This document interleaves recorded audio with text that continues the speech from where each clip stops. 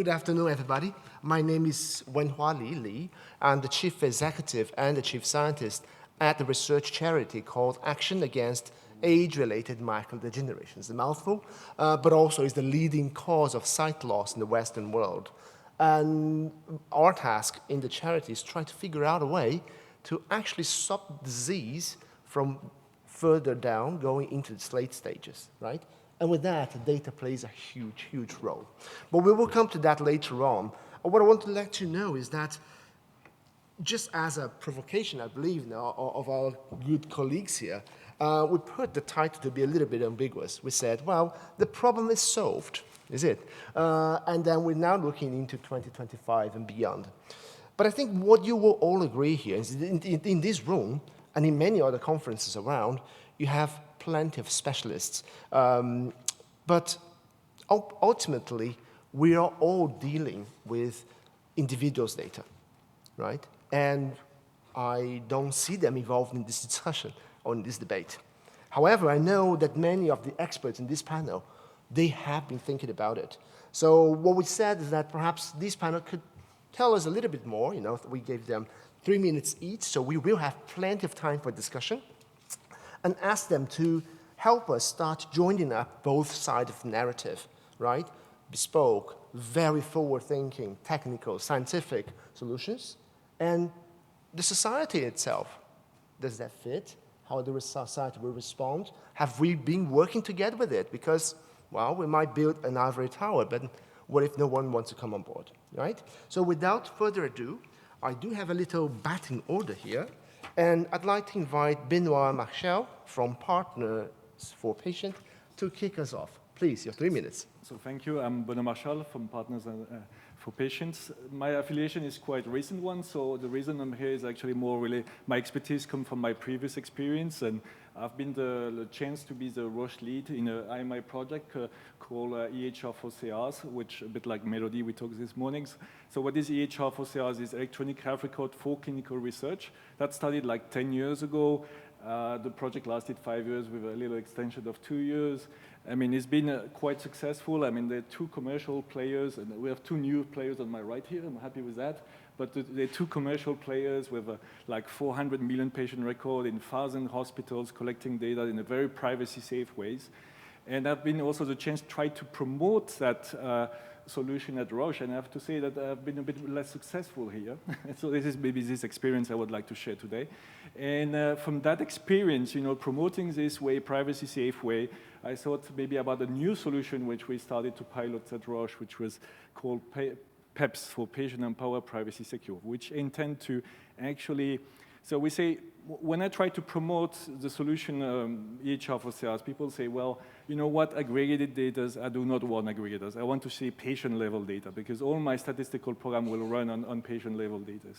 And I understand that. But I say, well, wait a minute, patient-level data brings some risk when it comes to privacy. So there's many methods to reduce the risk, but it's never null. And the best, safest way approach is to involve the patient then, to be very transparent, to empower them, let them decide what do they want to share, for what reason, and also to give back to the patient, because some of it, not by money, I'm not one of them, well, some might think is good, but I'm not for giving back money, but it's more like giving back, like how the data has been used, for what purpose, what is the conclusion, you know, like in the clinical trials with lay summaries. And all this, you need to communicate with the patient. But wait a minute, you need to be, you're not supposed to know who is the patient. So you can't send an email to the patient because you're not supposed to know who is it. So you need to communicate with the patient, but at the same time, you need to respect the privacy. So the PEP solution, I mean, we talked, it's also a distributed system. Mm-hmm. It's also on blockchain. We talked about blockchain before. And it's all a way to build trust for transparency and communicate, but in a privacy-safe way. That's brilliant. Thank you so much, Benoit. May I invite Chang, please, from Maastricht University to tell us a little bit more. Yeah, so I'm Chang. I'm a PhD student last year in privacy-preserving data analysis and working at Institute of Data Science at Maastricht University. So for me, I have been this topic for 4 years for my entire PhD. But actually, when I started my PhD, I was not really thinking about data privacy was an issue because, well, we all have different background. And I grew up with technology that I didn't really see when I post my thing on Facebook is a privacy issue. But when I entered the field, I realized, okay, here is a different way to understand data privacy in Europe, or everyone interpret privacy in different way. So in my study, I also think privacy should be customizable, that everyone can share the data they want. Like we can share our health data with no problem, but some people, they don't want to. That should be a choice for the individual to make that choice. And they should be facilitated by technology. And that's basically what I'm now working on is personal data vault technology. For example, solid, like social linked data. The idea was initialized by Tim Berners-Lee. I think it's a good way, at least for like my generation. I think technology is, everyone is using that. And why not give them a way to decide what personal data they want to share, what they don't want to. And thinking about this customizable data technology, let's say, then the data interoperability becomes very important because any distributed learning technology or federated learning, you need to understand data across different organizations. And then if we think about individuals, then of course everyone's data need to be interoperable, then the data can be used.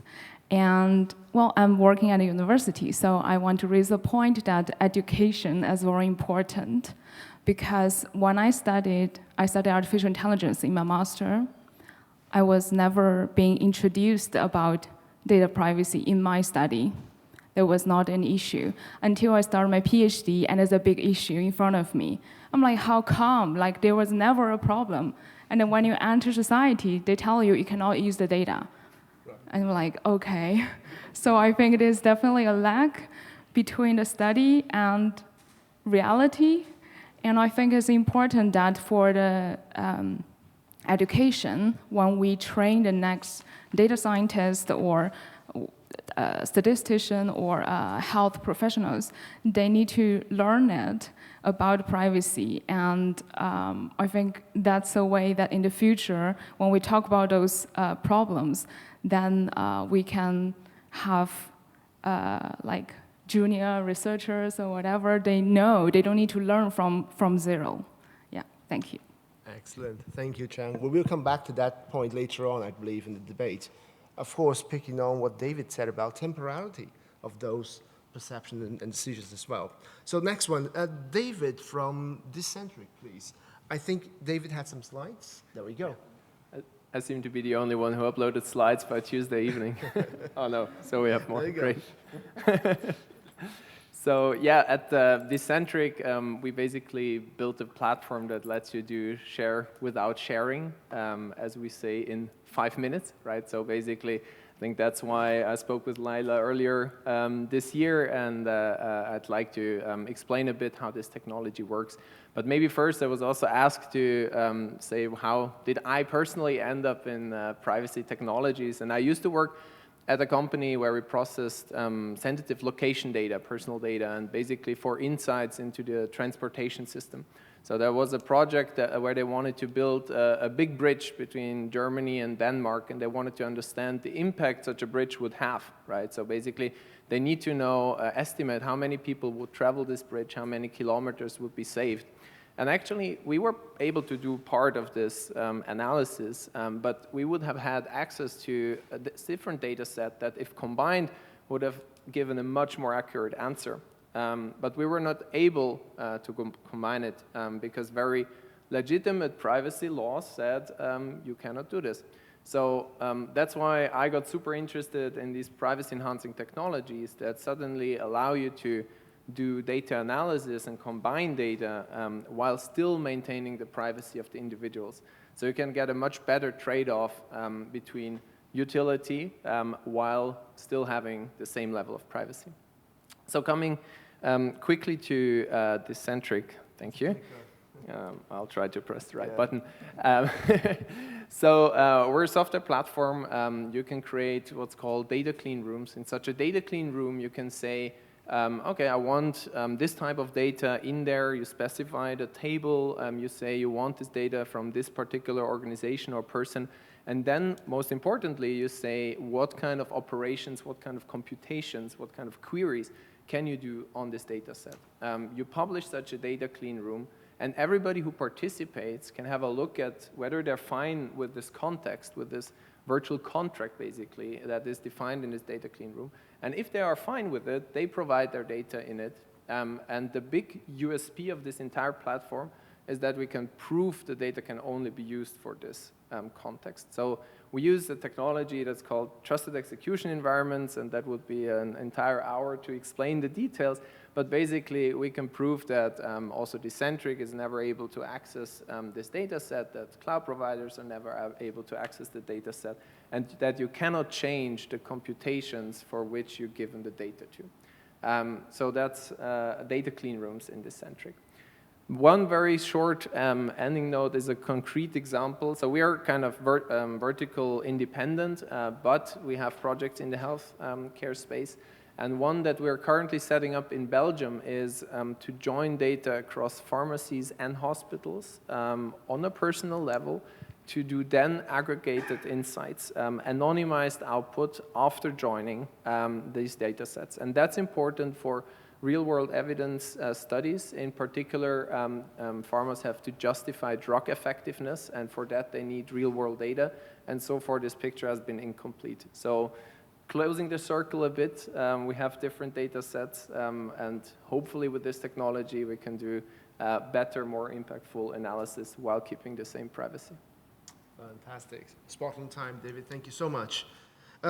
Next one, please, Jean-Pierre Hugo from EPFL. And I think the slides are coming. You have this clicker. Yes, perfect. I click. All right, so good afternoon. Thanks for having me here. So the title of my talk is Share Without Sharing, How We Solved It. And so the use case we started with was the one of the Swiss Personalized Oncology project, where the data are in silos in several university hospitals. And the question was how to be able to, let's say, seamlessly generate, respond to queries that would either make it possible to build the cohort, so the exploration of the cohort, and then carry out the analysis while keeping the data in a silo. So there was absolutely no question to centralize all the data in a single place. So we have been working on this topic for several years in the framework of the Swiss Personalized Health Network project. So for this, we developed a platform called Medco. So in a nutshell, this is a distributed software platform that was co-developed by our colleagues at the CHU, the Lausanne University Hospital, and ourselves at EPFL, that is based on advanced crypto techniques named multi-party homomorphic encryption. And so we pushed this to a stage where it was, pen-tested, code-reviewed, to be compliant with the requirements of hospitals. And what it performs is essentially the two functions I mentioned before, so cohort exploration and cohort analysis, going also as far as, survival analysis, but also training of machine learning systems and testing neural networks, so these kind of techniques. So we've deployed this a year and a half ago in 3 hospitals. This was not an easy task. As you can imagine, so that's quite an endeavor to deploy anything in hospitals. And then we have also, let's say, we are currently, we have further deployments in Switzerland and we've also deployed abroad in the US, in the Netherlands, Italy, and in France. So we also produce something that is called a DPIA, a Data Protection Impact Assessment, that is mandated as by GDPR. So it's a thick document, Not the most exciting kind of reading you can imagine, but still, so I provide you here with your summary. On the left-hand side is the situation before, let's say, the deployment of Medco, and on the right-hand side, you have the deployment, the situation after deployment. As you can guess, red is bad, green is good, and there is a set of criteria. So if someone is interested in the DPIA, we're more than happy to share it with you. So then we sent this to the authorities in Bern for data protection. So we got a feedback a month and a half ago that essentially said, yes, this is fine with us. Please go ahead and please also talk, of course, with, this is being Switzerland, talk also with the cantonal authorities in order to obtain more, let's say, approvals. But all this process is now very, very advanced, I would say. So, and then more recently, we had a paper that appeared in Nature Communications, jointly produced by with our colleagues at MIT and the Broad Institute in Boston, that shows essentially that the techniques that we are putting forward work at scale, including for genome-wide association studies of, let's say, real-life dimensions. So now, to summarize let's say, the discussion we are going to have on this panel today, the share without sharing, they are essentially the available options. So you start from the left, let's say, place there. The first decision is, do you want to make use of a hardware solution, as our dear colleague here is proposing? So you rely essentially on hardware and assume it's going to work, or you go for software. If you go for software, you can either say, okay, we do federated learning without taking additional precautions, hoping that this is going to be robust enough, or you say, no, this is not good enough. We need to protect also the partial aggregate, so whatever comes out of each of the data providers. And here, you have, again, two options. Either you protect this by differential privacy, you add noise essentially to the data, but then this is detrimental to the quality, or you protect by crypto. If you protect by crypto, you have an additional two possibilities. Either you make use of homomorphic encryption or secure multi-party computation. I cannot go into the details, no time for that, sorry, but you find details in, for example, Wikipedia. And our conclusion is actually you have to combine those two techniques to do things securely and efficiently. And so based on all this analysis, on all these years of work, we said, okay, now we have the solution, and let's incorporate a startup in order to make it available to potential customers. And the startup is called TuneInsight, that we incorporated 2 months ago. And here's a summary of the situation. This is a startup that, for which we have already performed the fundraising. And so we are now, let's say, a bunch of specialists working on this topic. And we are also somewhat vertical agnostic, but very much health committed. We also provide solutions to verticals such as insurance and cyber security. So now I have also here a relatively detailed slide that we may want to go through after or not, which is about the different merits of either go for hardware, which means vendor lock-in and side-channel attacks, or you want to prefer mathematically proven techniques that are, let's say, software-based. You may agree or disagree. And then, okay, let me conclude. So we have solved actually the problem of GDPR-compliant federated learning. The solution is actually multi-party homomorphic encryption, and it is actually scalable with the size of the data sets and the number of data providers. We have obtained the green light from the federal authorities, data protection authorities, and so with TuneInsight, the intention is now to provide something that comes out of the academic world to, let's say, operational users in order to provide appropriate support and service. Thank you. Thank you very much, Jean-Pierre. And lastly, but not leastly, please, Hartmut, take us away. Hartmut's from Hewlett-Packard Enterprise. Just one click. That's fine. Yeah, that's fine. I only have one slide. So Hartmut Schulze at Hewlett-Packard Enterprise, now working for quite some time for the company. I work for data valuation. That's where I came from. So I was looking into how can we make value out of data. We heard this by David before. We heard this from you. You're just saying, okay, is data within a single center enough to do the analysis to extract value out of that? The answer is, of course, no. So basically, that's where we come from. And by coincidence, potentially, I just named it consortial data governance. Underneath is a technology which is called swarm learning. You see it down there. We also published a paper in Nature just this year about decentralized and confidential machine learning. And the one extremely important thing from my point of view, which combines a couple of these things we heard today from David, for example, using blockchain, from trusted execution environments, what we of course need at the node where we actually consolidate data, and also on how to do the consortial data governance, because we need to be respectful, of course, of the ownership, the IP, the data controllers, which need to be decentralized. So what I would like to go is just go into this picture real quick. What we propose is move the algorithm to the data, which we heard of also this morning in federated learning. So we do not do centralized learning, because as soon as we move data in a central place and do it centralized, we have data security issues, or data privacy issues, as we learned also this morning. And I fully comply with that. The best thing would be, of course, privacy preserving is not sharing at all, which is not possible. So we have this balance to filter it out.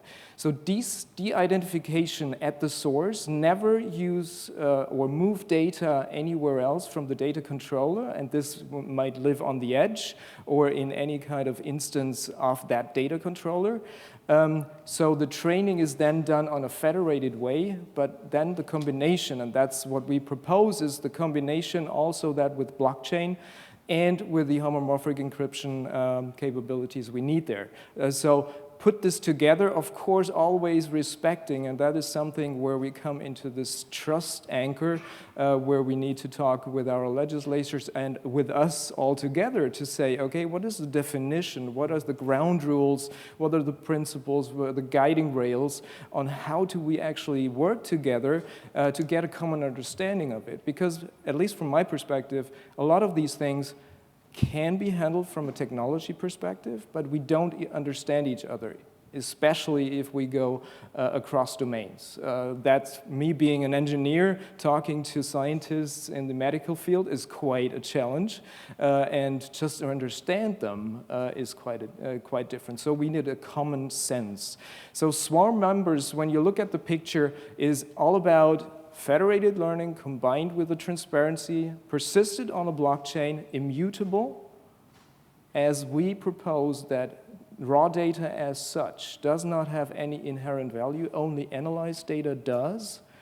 And of course, we need to protect the IP, which is then the certification or the audit trail, maybe based on open source. That's great. Well, thank you, Hartmut. Sorry, you haven't finished? No. Fantastic. No, that's absolutely great. You touched on very interesting keywords here that I actually had singled out. But, you know, as the chair of the panel, I do have a little bit of privilege, so I can ask the first question and start seeing a little bit of a discussion there. And afterwards, we'll be opening to the audience. Please contribute, and please do see this as a preamble to our exercise further on, because it's exactly designed to bring out those questions that, you know, we will be able to perhaps discuss in more detail in smaller groups. Now, of course, a lot of these details, right, a lot of these technologies and a lot of discussions today, even out there, we've seen that 99.99% of the companies represented here are thinking about how to make data accessible. But of course, what we know is that most of the data set is coming from secondary care, i.e. hospitals. Things are being recorded already, in many times in specialized centers. My own view or understanding, and at least from my point of view as a charity, when we try to preserve the health instead of trying to fix something that is broken, is think about the disease care, which the data captures here, is available. We are looking at different ways to make that accessible to researchers, but the future might move into something much less centralized in the origin. I'm thinking about many people have those fitness trackers. More and more you will have on your high street, in this case, ophthalmology, you do now have submicron scanners that can give you 3D imaging of the back of your eye down to different layers of cells.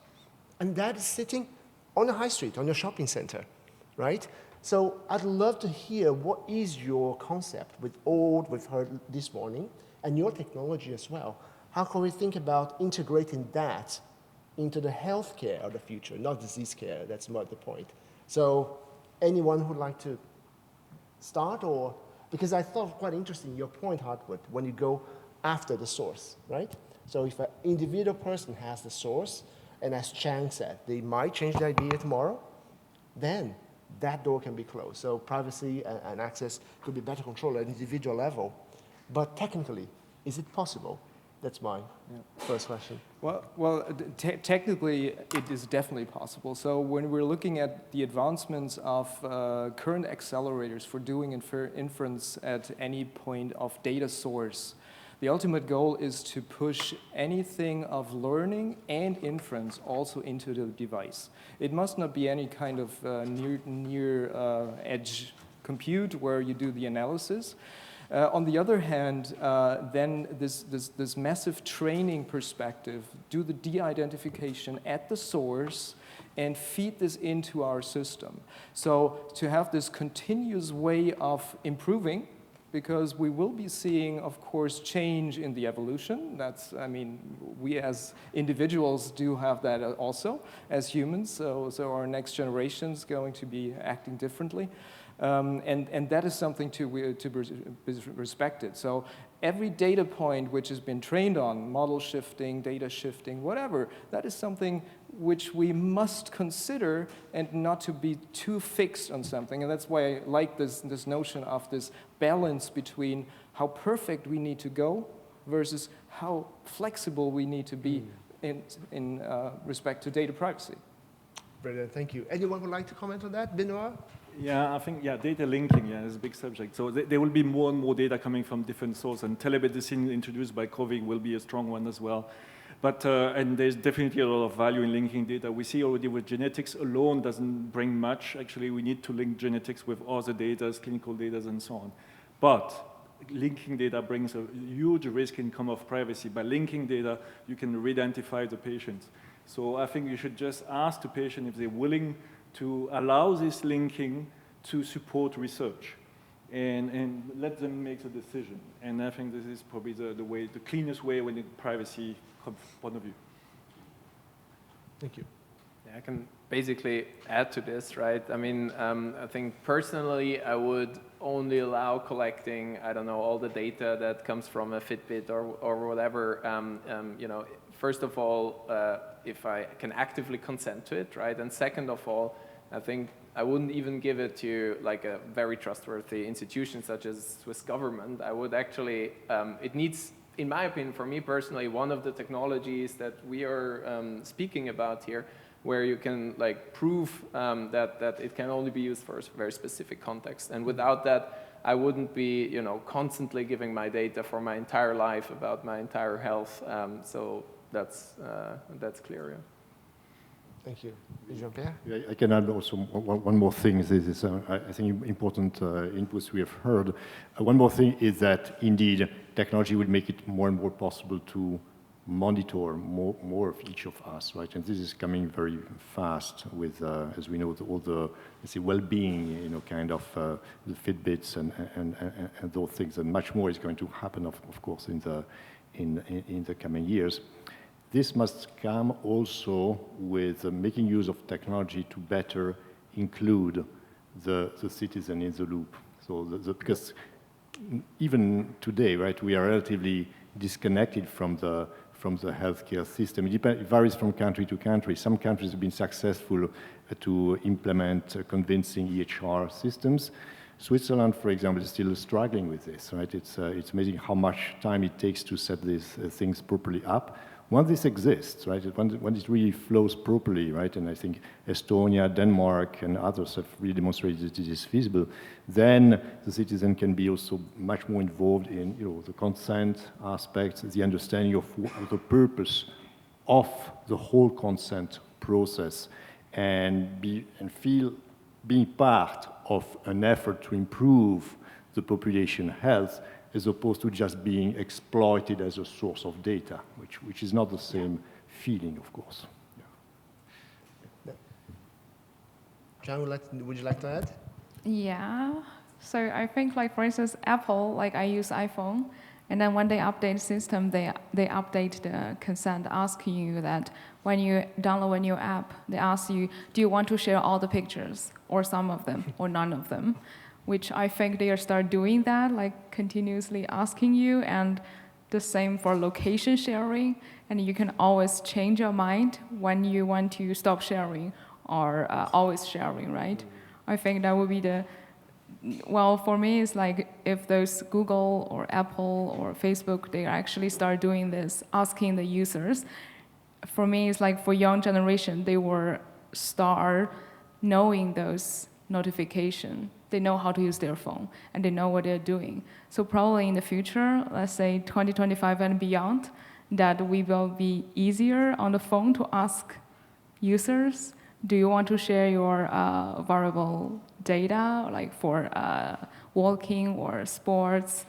Yeah, but the only concern I would have is that who's gonna ask this consent? If our health data need to be shared by those big technology companies, we are heading next issue. Yeah. Thank you, John. And that's actually building on what Jean-Pierre said there, right? With what you've said there, the value, right? I'd like to just bring us a little bit close to value. And I'm actually seeing a lot, I sit on a panel which oversees applications to use data, right? It's an independent group. We have patients, we have members of the public, we analyze, and we ask the applicants to say, define value, tell us what you think it is. And it's very interesting is that when we say value, people immediately think about money exchange. But we have to think that perhaps the real value is not cash exchanged, but whether if I have this condition one day, whether there will be a treatment for me or not. So further downstream, right? So I don't know whether that would solve or not, but what David said earlier on using blockchains or bitcoins, whatever, that you do have a flexible value that can be attached could be a good solution. Because we do see a lot of promises, right? A big company say, oh, I promise to bring this new therapy for everybody. Then 10 years down the line, how do we track? So my question to you guys is whether in the path to create value, you need some sort of auditing, some sort of following the data to see whether it's misused or well used, because then that's the real transparency of the truth. So perhaps would you like to let us know whether some of your favorite technologies have that ability, or whether we should be working more closely, for instance, with regulators down the road to ensure that we are starting to think about this now. Because that's real power, isn't it? It's not say, trust me, it is trustworthy because I put this on my slide. But actually you can follow the line. Anyone would like to? Yeah, so I remember in a congress, it was actually the mother of a sick kid. She said, please stop asking me this data, give me your data, it will be useful for research. Tell me how this is useful for research. There's a big difference between the two. So there's a big aspiration from patients to know how the data is used. And this is a way to build trust. And I think we'll achieve that way. Thank you. Yeah. So now it's true that there's been a lot of hope around the blockchain technology. It's good to see that some people still seem to believe in it. We have to be aware of the fact that the situation is more complicated than it looks, right? Because deploying a blockchain, here we are talking, the kind of blockchain we are talking about is a permission blockchain, which has nothing to do with this is Bitcoin blockchain in the sense that it does not require the mining and so on, so it's much lighter from that point of view. But still, it requires a deep understanding of the implications from each of the people in charge of data protection at each of the stakeholders that are involved, and they have to agree on this. And so at some point, there must be a set of different legal entities that agree to work together towards this goal, and then you know, anything can happen, right? Capitalism kicks in. One of them gets acquired, and so the new management does not agree anymore, and so on and so forth. So having, let's say, this alignment of interest around, let's say, the deployment of a blockchain is actually, in practice, way more complicated than it looks. So in a way, Bitcoin brought a tremendous disservice to the whole thing because it gave the impression that things are very easy, but they are not. Having said that, it is true that this can be used, this kind of, I mean, distributed ledgers can be used in order to track, for example, queries that are generated vis-à-vis a decentralized, let's say, federated learning infrastructure in such a way that if an audit a posteriori has to be carried out, there is a guarantee that there was no forgery on the data, and so one can reconstruct the stream of queries and find out whether there was an attempt, for example, to carry out a re-identification attack. So from that point of view, our conclusion is that it does make sense, but it's not the top priority. The top priority is really to make sure that we set up a federated analytics solution that really works properly. I would add to that also, I'm a strong believer of a private permissioned blockchain as a distributed ledger, but under the hood. We should not expose anything of that because that is just too complicated. And also for a public blockchain, I would not agree to have data marketplaces and wallets in the hands of users. It must be abstracted in a way that the technology maybe is certified on a way that it can be easily used. Only the ease of adoption is the way on actually how we can do that. And maybe that comes to the point what you just asked this morning around the, well, we need to explain also, and we have this beautiful concept of agreements, which is called contracts, contracts to be used. And we're very much in knowledge about how we use contracts. And we as technologists, we need to make sure that for a common and certified and auditable way of doing this, and this is about efficiency. This is the inefficiency of marketplaces, what we currently see, to actually do that, to overcome that hurdle. That is what we can do to provide, and then to give this education, and there we come maybe to the education point, which I love a lot, because we need to make it transparent, we need to make it easy, and to make it understandable, and that's all the notion of getting rid of any black boxes we have also in some systems. We must understand it, we must educate ourselves and also the others so that we can easily transport this. And I think that's where we need to start. Thank you. To add to this, I think this making it transparent is a super important point. There are companies, there's one in Switzerland called Bits About Me, where you can actually share your personal data for specific studies. So for example, I can import my loyalty point information from Migros, a supermarket here, right? And then for a specific study, share this for 10 francs, for example. But every time somebody requests my data for a specific study, I explicitly consent. So I think that is a system one could try also with health data. But there are still, I would say, some improvements to be made. One is, as we discussed, right, there is basically, without special technologies that we presented, right, once you share your data, you lose control over it because it could be copied and reused and sold and whatever, right? So you need, first of all, this additional layer of technology that makes sure this data is only used for a specific study. But then on the other hand, you also need to make it easy for people to understand, right? I mean, nobody or most people will not review the code that somebody asks to execute on your data, right? So that's not going to happen. So you need some way of like making it easy for people to understand before they share the data what this is used for, and I think there are strides in this direction. Also Apple, I think, is doing some good work in this direction with making things more transparent. But there are still, improvements to be made. But we're talking 2025 and beyond, right? So. It's just around the corner, right? Speaking of corner, anybody with any burning questions from the audience? We have Raminda Paul. Oh, perfect. See, quick microphone. Yeah, thank you. Michel Dumontier, Maastricht University. So what I haven't heard yet from you is to talk about the issue of data quality, especially from the perspective of these privacy-preserving technologies. As a data scientist, I spend the first chunk of my time just figuring out what's the quality of the data before I even start to do anything with it. And I worry that if we go into this direction where we are doing analyses with data that maybe we aren't that familiar with, it's going to really confound our analyses and introduce a whole new slew of problems. So I'd just like to hear from you, what are strategies that you're taking to facilitate this vision, that you have of the future of data analysis in a federated manner or with some cryptography? How do we deal with the quality issue, which I think is quintessential to the outcomes that we're looking for?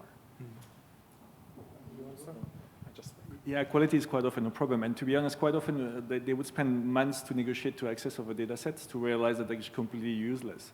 And this is actually the great things with those federated approach, that you can have a very quick look at it, see the quality, even with aggregate analysis. You can see whether it's a good quality or not if you have enough patience. And then you don't lose your time to contract access to the data if it's actually you're going not to use it at the end of the day, right? And the other things I wanted to say, I forgot the other things. Hartmut here. Well, data quality, I could not agree more.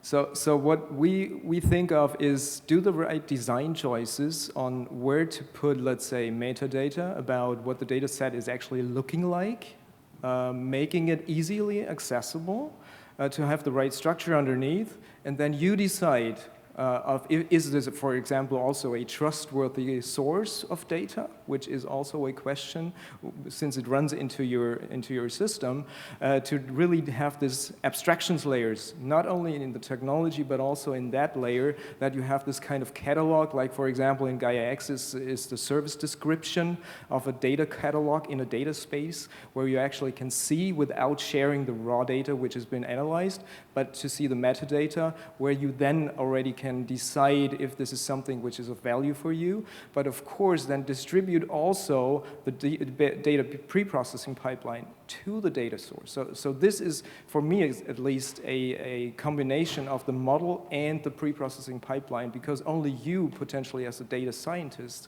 would be able to make anything what is then described in this metadata. I think it's a very relevant question, and I would argue it's probably the biggest problem in all these techniques. Basically, how can you, keep this workflow that you like to have, right? Look at the data and understand where are outliers, what are the problems with it, if there are any, if this data is supposed to be, hidden away, right? And I can explain a bit how we solve it, and it goes into this direction, right? So we allow on the platform basically to compute summary statistics, and that's obviously just a crude approach. It's not what you as a data scientist would like to have, but still as a data owner, you see the summary statistics and you can select which ones of them you want to share with analysts. So, it is a start, understanding how many nulls are in the data, what is the range of the data, what's the perhaps even distribution of the data. So that's kind of one step that goes there. And the second step could be to use technologies which synthesize data from an existing data set. So at least you get kind of a private synthetic copy that's not the same. It's not as good as the original, but still you can get some sort of a feeling as a data scientist to develop your algorithms before you then apply your algorithm to the original data, but in a fully secured environment. So, but all of this requires some creativity to kind of find the good utility and privacy trade-offs, but remember, the alternative is not using the data at all, so you're still getting something out of it. Yeah. Okay. So I agree with what was said. In addition to this, as mentioned this morning, I'm not sure you were here on the panel with this morning, when there is this share without sharing, this is going to happen across a certain number of institutions. They will have to agree on a certain number of things, right? And this is going to be a process that itself takes months, right? Very clearly. And it's going to be a little a little bit about, what tools, right? Is it a solution a la HPE, so the swarm learning, or the hardware-based solution of our colleagues at Decentric, or the more crypto-based solution as TuneSize is proposing? That's one question. But the other question is all the other things that are organizational, right? So what kind of commitment is each institution going to make vis-a-vis the other ones, right? We heard even on the panel this morning across the pharma companies, right? They had to, in the consortium they've set up, they had to agree on and to commit to a certain number of things, right? And it's going to be what kind of data quality do you guarantee, right? And who is going to be allowed? Whom are you going to vet as users of the system? And what kind of guarantees do you provide that someone is not going to steal the credentials of these people? Blah, blah, blah, blah, right? All these things. So lengthy, thick, boring documents that will be in legalese and will have to be signed by all the parties that are involved in this kind of endeavor. And this is an unavoidable step. It's painful, and it's an upfront investment that might be an obstacle, because that is going to cost, right, in terms of manpower of people who are in high demand in the company, who are permanently overloaded, which is the few lawyers in the company, and one will have to make the case that nevertheless it's worth it, because down the road there is going to be an acceleration of science and findings and so on. It's not an easy sell, but we are we are here to try to do it. And actually, this workshop, I think, is a wonderful step in that direction. Thank you, John.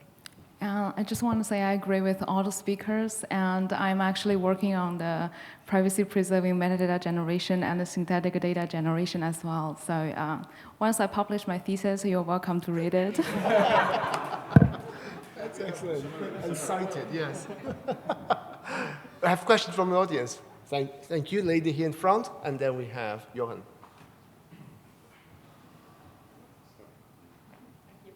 I have a question for the point you raised in the beginning with this, that a patient should be able to decide for everything what to share and what not to share.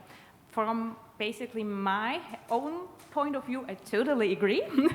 My only issue then as a data scientist, on the other hand, would be the question, wouldn't it be able to introduce bias to that? For example, patients who have a depression or something like that do not want to share those information, so you only get the data of the healthy population part, basically, and not everyone. So how would you respond to such an accusation, basically? Yeah, I think that's a very good question, and then I think the data bias, the bias from data collection is a long time problem, I guess. And I think for now, like when the GP or a specialist, when they interview the patients, they ask them whether would you like to share your data, I think, right? And I think it's also a way that the health professionals can play a role in this stage, because if they have like serious disease, or like they need to go to the doctors, then I think the professionals can help them to understand the situation and then to ask them and respect their data rights. You wanna? Yeah. No, yeah, I remember it was actually at Biodata. It was a former colleague. She was heading real world data science, and she did say you can't use consent because it will bring a bias, right? But I personally come from a different background, which is clinical trials. So, and yes, I agree, it brings a bias, indeed, right? But if you look at clinical trials, well, we have to use consent since the 60s and the bones of the ethical committees. And there is a bias also because of the consenting part. I mean, and we know that in clinical trials, you have a bias, a selection bias. But you have to live with it, and we learn to live with it. You know, you have to measure it and to mitigate it. And it works pretty well in clinical trials, because actually the value of an analysis in clinical trial is still superior than real-world data. So it kind of works for clinical trial. It should work for real-world data as well. Anybody? Maybe one point, if we get access to more data, the potential that we get a real good distribution is higher. So I'd rather go always in not over-tuning any kind of model or just trying to fit anything out, but then to spread it out, and not in the beginning. So I need to have some confidence in the beginning first. So I would always go for central in the beginning, but later on, just to spread it out. And then say, okay, I have an initial feeling that should be fine, and then to go on scale. That's great. Thank you, panel. And if I can offer some insight as well, is to say that perhaps we have not touched too much on consent, but we have to start thinking whether secondary use should be something we should be educating the general population about. Because you're right, there will be a bias. But if you look at another data set, which was not raised for this specific question, you might find an unbiased set, right? So that's why the whole thinking about biobanking, right? Cross-section, volunteers coming, we're not looking for any particular condition, but trying to figure out signals might be the way. So I think we're all here agreeing that with the right tools, we build a trust and hopefully bring the society with us, right? Charities as well, hello. And also, you guys, I think you have an important work, the data scientists too. Thank you. Let's keep this discussion going as well, and also on the board. And I do think Johan there has raised the hand. Sorry, Lee, could I just add? Yeah, right. If you talk to a statistician, they'll say bias is not your enemy. The issue is the lack of appreciation of the bias. Excellent. Thank you, Ramanapa.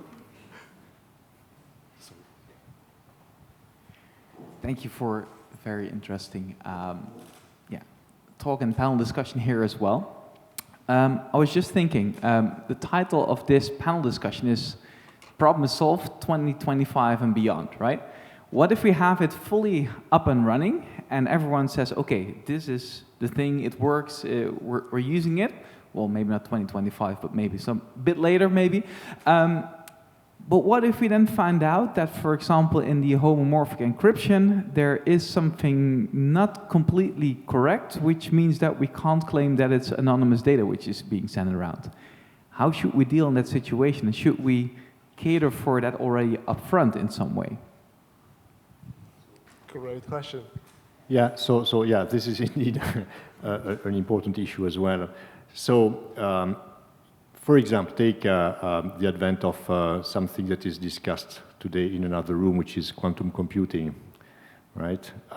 As maybe you are alluding to, much of the crypto, actually all of the crypto we are using today on the internet is threatened by this technology and is going to be broken. So the let's say, conventional, let's say, asymmetric algorithm that we use, such as RSA, elliptic curve, and all that stuff, is going to be broken as soon as let's say, quantum computers become really operational, which is not the case today, but might happen soon.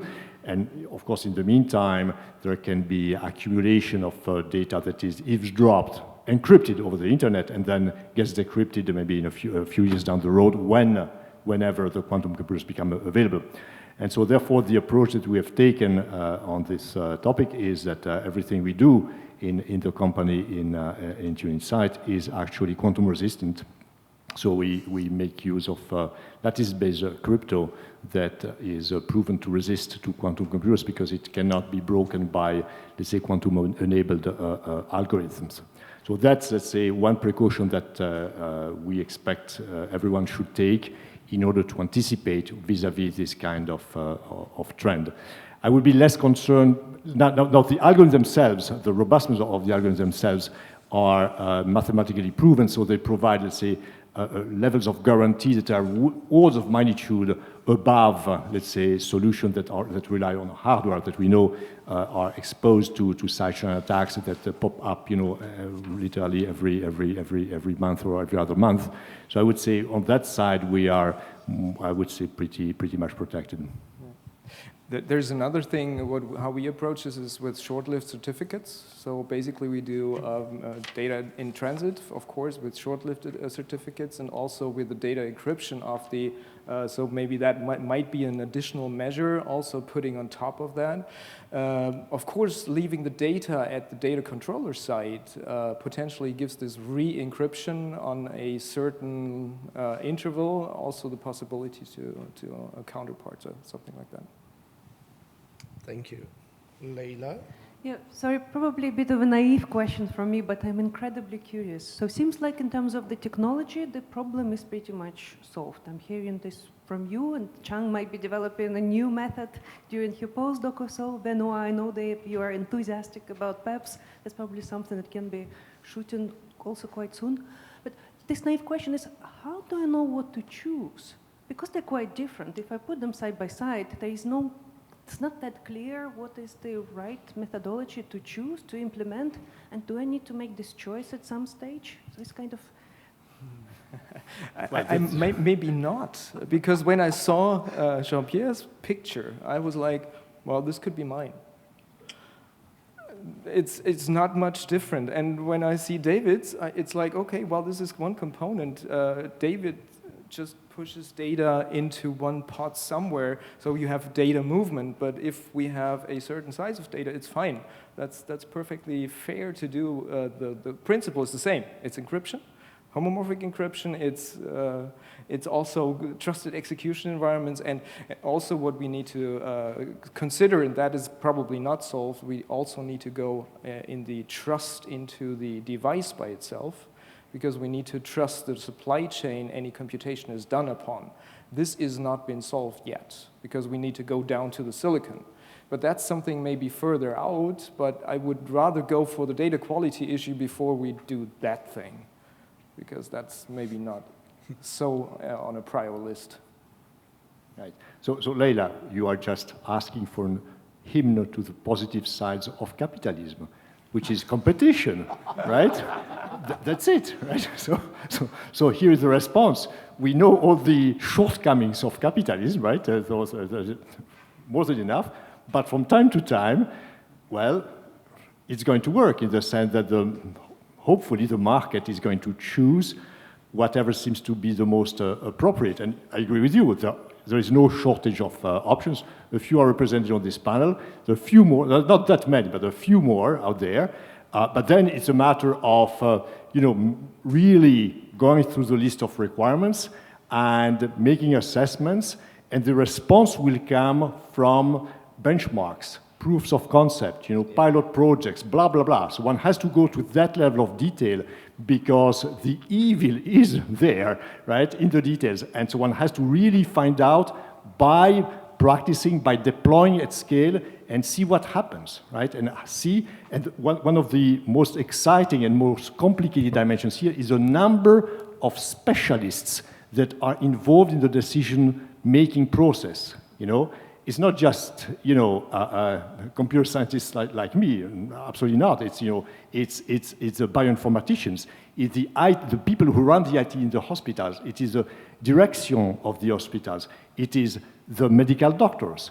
It is also the people who are in charge of the regulations. So all of them who come with a completely different mindset and intellectual preparation have to get together and find out what really responds to the need, right? To a very complex question, right?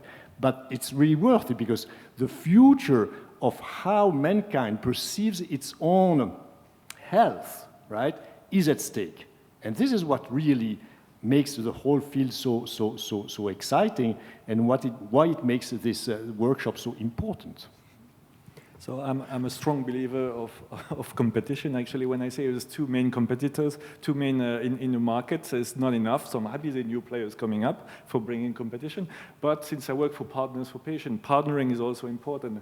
And Leila, I think there is not a single solution that will do everything. We need to combine different solutions. So we need to have this federated approach, but we also need to use federated learning together. We need to add synthetic data. We need to also seek consent to get some, at least not all, but some patient-level data to confirm that synthetic data is not destroyed, that the data value is not destroyed by the process of obfuscating the data and all those things. Yeah.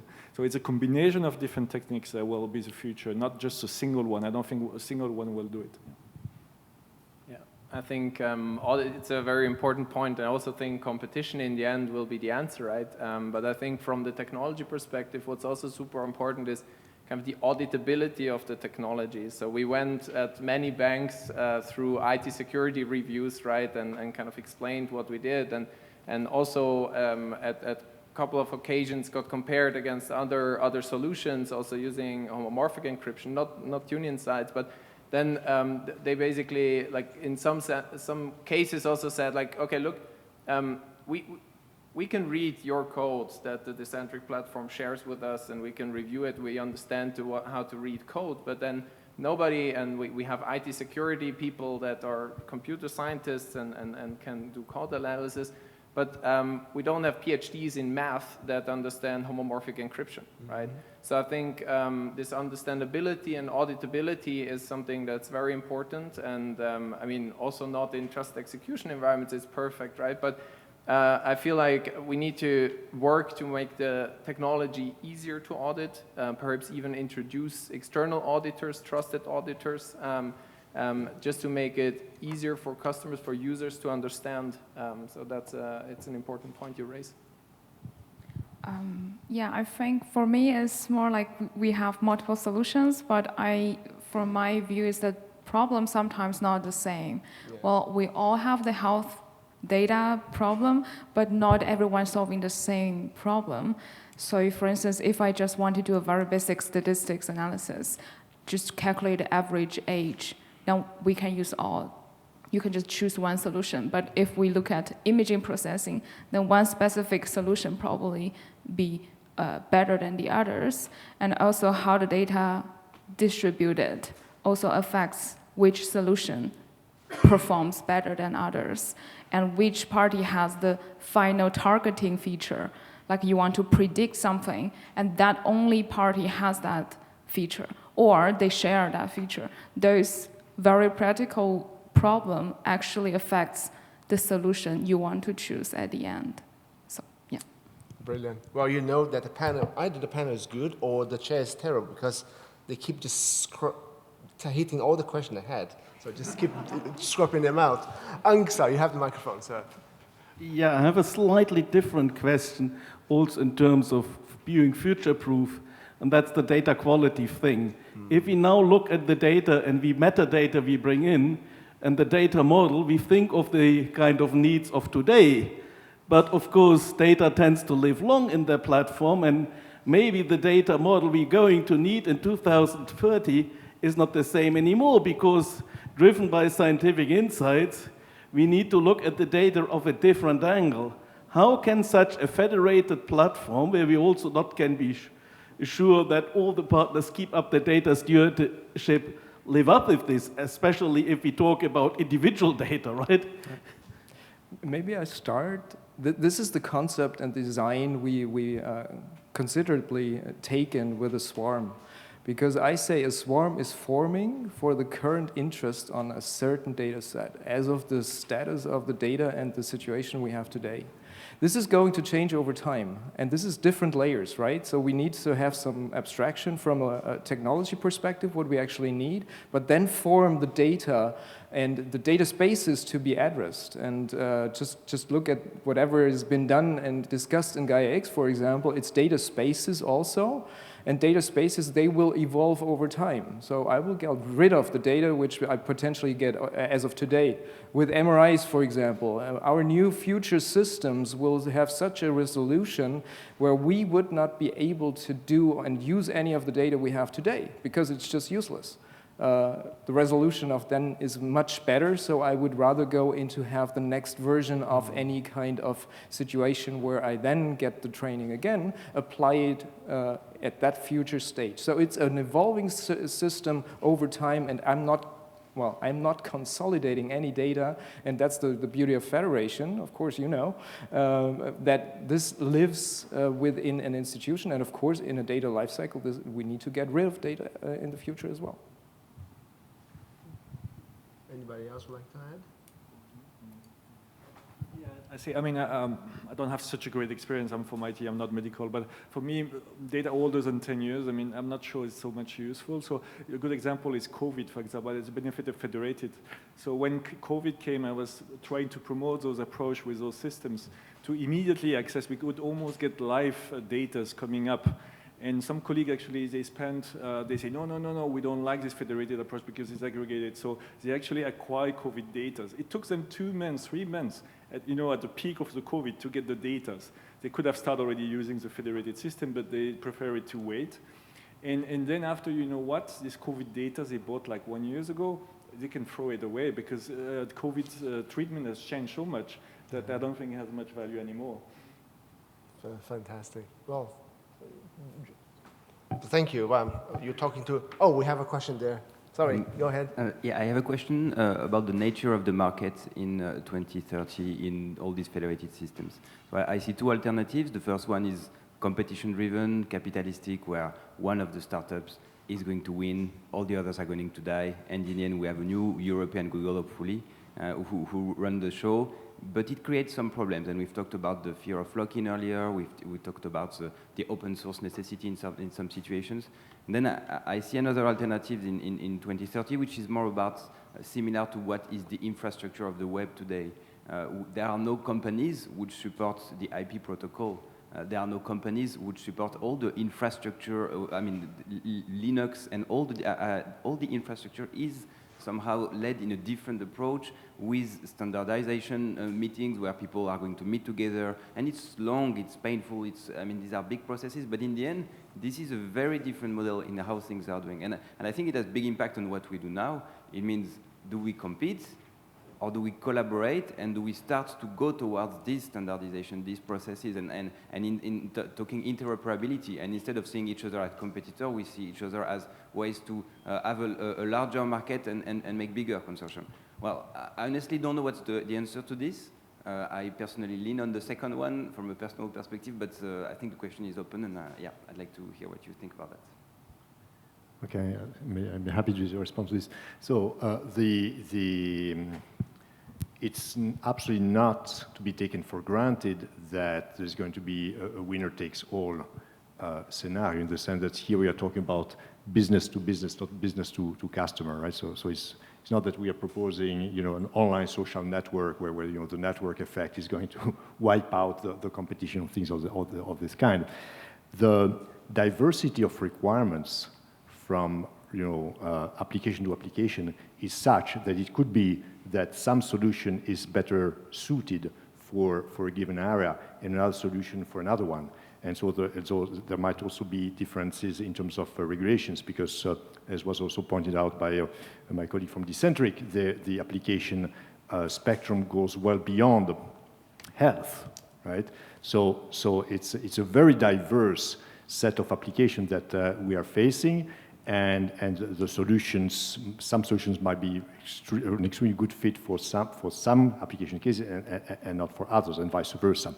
So which means that, and there are a number of cases where there is competition among a number of companies, and with a full concentration of the market never happens. So, which also means that it can lead to situations where there is collaboration between providers of solutions. There can be mergers. And who knows what is going to happen, right? But the crucial thing is to move on and to provide these solutions, because the technology, as was pointed out, is nowadays relatively mature, right? Let's face it. That's good news. The problem is now the deployment, and something that was insisted upon very much this morning, which is communication, which means people have to understand what is doable, what it brings, and then convince people to go for the upfront investment that I mentioned before, which is let's try at scale with real-life partners, and let's make the investment of setting up the agreements that enable this kind of, let's say, endeavor. I can only support this. As you mentioned, collaborative, you said this as well. We have partnering, we have collaboration. We solve the problem of getting the access of the siloed data only if we collaborate. So there's no winner takes it all. That's just not possible if we collaborate. And then we must have an organizational structure where we have different parties involved, and also coming back to certification and auditability. No, auditability. Is it really? Well, okay, whatever. So we need to get this, and we need to have this. So there needs to be a collaboration, and to get the resiliency also, there's a definite trend, at least in the European Union as of today, that we need to go into this direction and really restrict also some whatever central custodian and the central trusted parties, and going more into the identity by itself. So each individual has an identity, and services have identities and stuff like that. So that's a layer on top again on how to organize these things. But of course, it needs to be partnered. Otherwise, it's not going to function. So I completely sympathize with what you say, because I had the same feeling. I hate monopolies, right? So I mentioned two main leaders in the field in healthcare, and before actually it was three ones, and I was trying to convince the number 2 and 3 to partners to establish some standards, format, whatever, like similar to the internets and so on. But unfortunately, the number 1 bought the number 2, and then it was over, yeah? And we're getting closer from the monopolies and something close to the web, yeah. Excellent. Well, I'd like really much to thank the panel, but before we wrap, I'd like to give each one of you 30 seconds to say one final take-home message. I'm really hoping that we take home not only from this, right, all the learnings, that we go out with new collaborations as well. We have so many complementary communities and expertise that it would be a waste if we didn't make this an actionable point. Please, 30 seconds each, and then we'll hand over to Ramidipal and Leila. Who has a microphone? David, would you like to? Like this? Okay. Sure. Either way. Jean-Pierre? Okay, so my conclusion would be essentially we've reached a stage. This is really the right point to have this kind of conversation, this kind of workshop, because the understanding of the technology has become such, and the maturity has become such, that we should go probably more proactively and even more assertively in terms of experimentation, and then spread the word and convince more people to jump on board and to accept to make the investment. Thank you. I actually would like to chime in. So very similarly, I mean, now that technology is mature, and I would invite everybody of you to think about this paradigm shift. Now you can share data for very specific purpose, and you can be sure it can only be used in this purpose. What are the possibilities? What does this open up, right? It's possible. The technology is there. It has edges. We will polish them. That's not a problem.